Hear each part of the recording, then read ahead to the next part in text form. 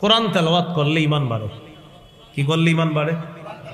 সূরা আনফালের 2 নম্বর আয়াতে আছে, ওয়া ইযা তুলিয়াত আলাইহিম আয়াতুহু যাদাতহুম ঈমানা। মুমিন তারা যাদের সামনে কোরআন তেলাওয়াত করা হলে তাদের ঈমান বেড়ে যায়। এই কোরআনের তেলাওয়াত তাদের ঈমান বাড়ায়া দেয়, কোরআন তাদের ঈমান বাড়ায়া দেয়।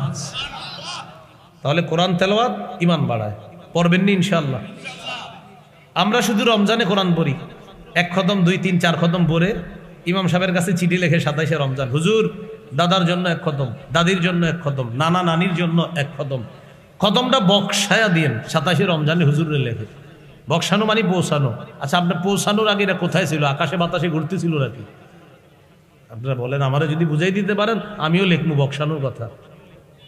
এই যে লেখে বক্সায়া দিয়েন, তো আগে কই ছিল? ঠিক আছে আপনার কথা, বক্সানো তো আগে কিটা ঘুরতেছিল দুনিয়াতে? এতটুকু লিখতে পারেন, হুজুর 3-4 খতম কোরআন পড়ছি, আমিও আল্লাহর কাছে মাপ চাইছি, নিশ্চিত মানুষ হিসেবে ভুল হয়ে গেছে। আপনি একটু আল্লাহরে বললেন আমার ভুল ত্রুটি হয়ে থাকলে আল্লাহ যেন মাফ করে দেয়, এটা বলেন।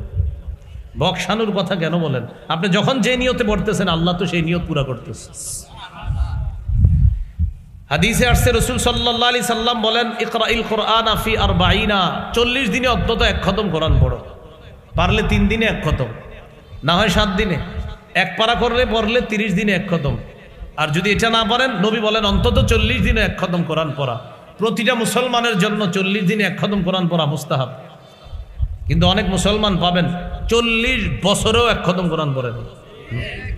40 দিনে 1 খতম কোরআন পড়া এটা উচিত মুসলমানের জন্য।